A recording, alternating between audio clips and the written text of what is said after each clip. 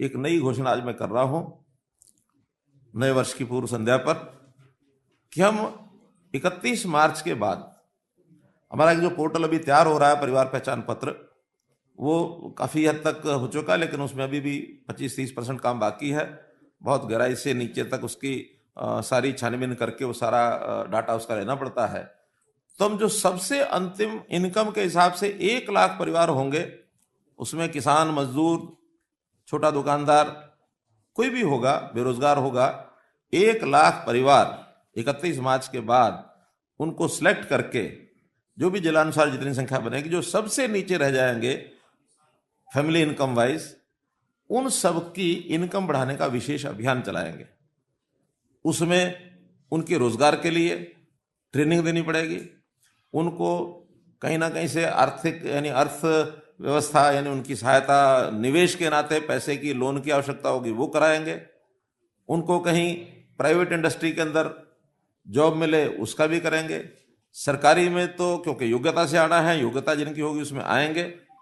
और जिनको नहीं हम सिलेक्ट करा पाएंगे उसमें भी जहाँ कहीं आउटसोर्सिंग पार्ट 1 में भी जो ठेकेदार जहाँ कहीं काम में ला के रखते हैं उनको कहेंगे कि इनको काम दीजिए, और जो अपने पैतृक कामों में कुछ उनको सहयोग चाहिएगा वो देंगे। यानी कुल मिलाकर के स्किलिंग से लेकर के रोजगार और फिर कहीं नौकरी, इन सब के लिए सबसे लो इनकम ग्रुप का 1 लाख परिवार, उसको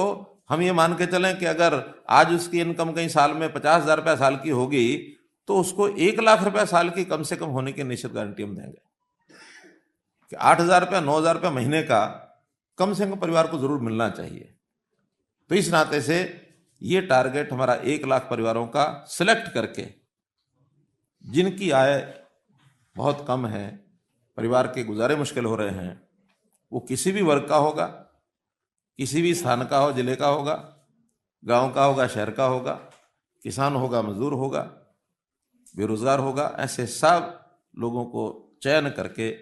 हम इसकी योजना बनाकर स्पेशली देंगे। ये एक नई योजना जो घोषणा मुझे करनी थी आपको मैंने बताई है।